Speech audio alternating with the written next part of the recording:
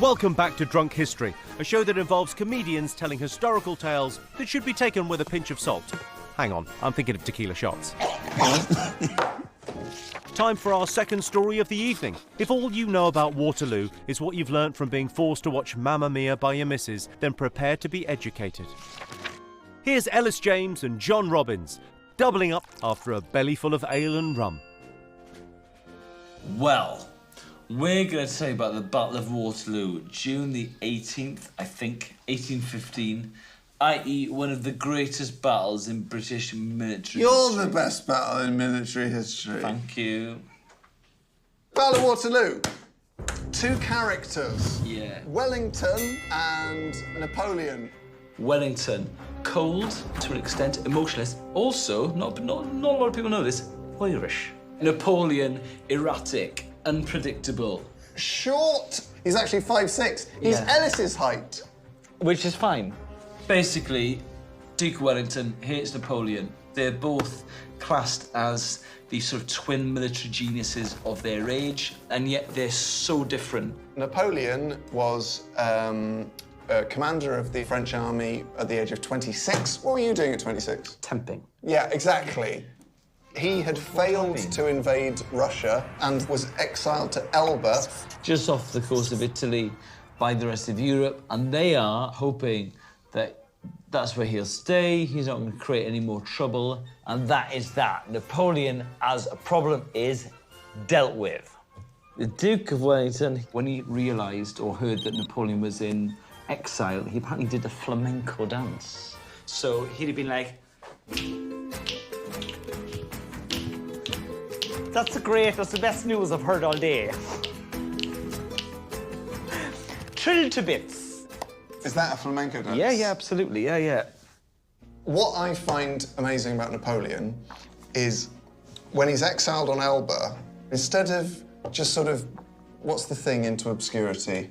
What's the word for that? Something into obscurity. Melting? Yeah, melting. Yeah. He escapes from Elba, he gets back onto the mainland, he then marches to Paris, and Louis XVIII keeps sending groups of troops to meet him and stop him, and at every single meeting, Napoleon says, if you want to shoot me now, or join me. And some of them says, well, I'm not quite clear on you. What are your interests? He says, I enjoy marching, into paintball, in a big way, and they say, OK, fair enough. The paintball swung it for me. Yeah. And they all love him, so they join him. And Ballsy move. Ballsy move. And then he's got an army with which he can then become Emperor of France again. So, the Duke of Wellington, he's found out that Napoleon has escaped Elba. He's livid. He thinks that Napoleon is a major threat to the British Isles. He's like, to be honest, like, if it's me versus Napoleon, boom, we'll take him on. Yes. So he's sought out an alliance, an allied army of British, Prussians, the Belgians, there were others. So they're all psyched up, they want to get rid of Napoleon. He is a bad guy.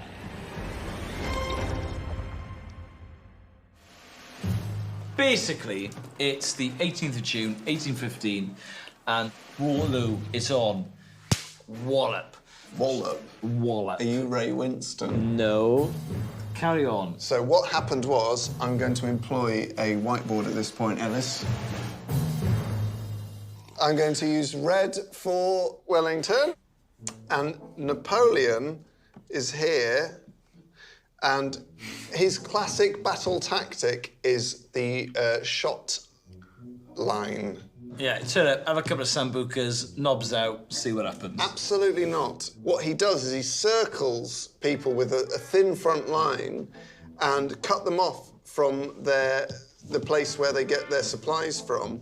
And so he goes up at the middle. This is the absolute fulcrum of the Battle of Waterloo, is that the Prussians are retreating in parallel.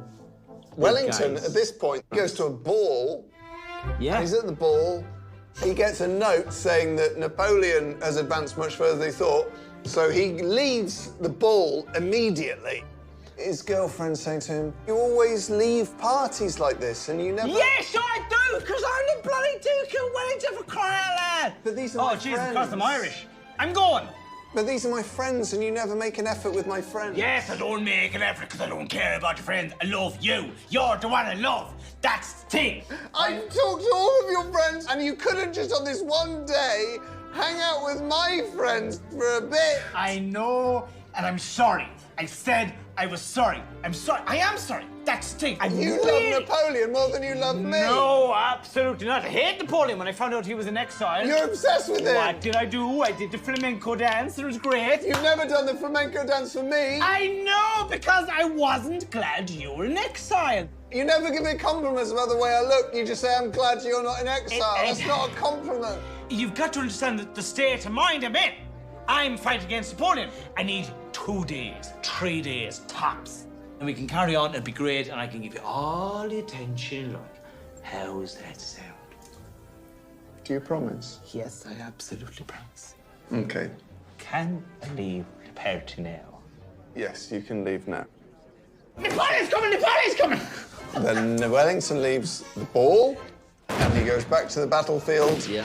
Battle's raging. Wellington is on his horse. His brother-in-law, Lord Uxbridge, is also on his horse. And legend has it that a cannonball hits Uxbridge's leg. Knocks it off. Clean off. At which point Lord Uxbridge goes, "My God, sir, I've lost my leg." To which Wellington replies, "My God, sir, so you have." Well, I have a theory that that is not what was said. Clearly, any human being is going to go, "Ah, it's my fuck! Oh my God, that was my favourite leg!" I love that leg! And then Wellington would go, "Jesus Christ, you poor son of a bitch! You've lost your bastard leg!" Oh my God. Because if No one ever says, No. "My dear, my leg has just fallen off." Everyone screams and cries until they're dead. So Wellington is having a torrid time. Yeah, absolute bloody nightmare. So a major turning point in the battle was the Scottish regiment, who went absolutely mental. The Scottish like, "Fucking bring it on, mate! Bring it on! Know what I mean?" And they're like, "I cannot understand that what is this bring it on is, mate, that is just Glasgow." Oh my God, this is worse than I ever imagined. So basically, the Scots turned up.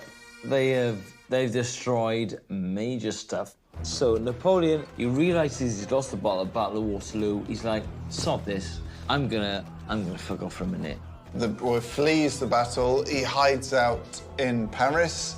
After a month, Napoleon decided to surrender to the English on July the 15th. His French troops to hand him over, and they're all crying. They're like, "Oh, Napoleon, Napoleon! Oh, long vie l'empereur! Long vie l'empereur!" Come on. What? What? Just get stuck in for crying out loud.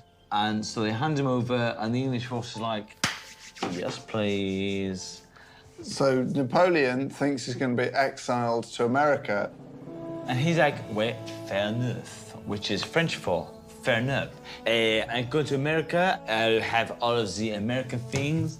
I will have hot dogs, American films, cafe, a cafe au lait. So the English say to him, "You're going to St. Helena," which is a remote island. It's like 1,500 miles from Yeah. Africa. There's nothing there. And he's like, "No, no, no, no, no, no, no." And the English are like, "You have absolutely no say in this whatsoever." And he's like, "Come on!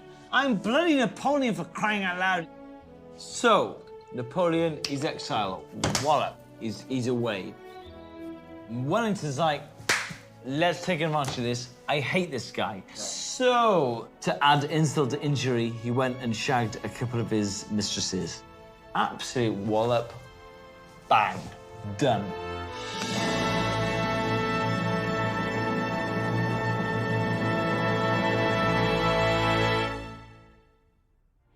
Eagle-eyed viewers will have noted that that was the first time ever that two comedians used a whiteboard and neither drew a cock and ball.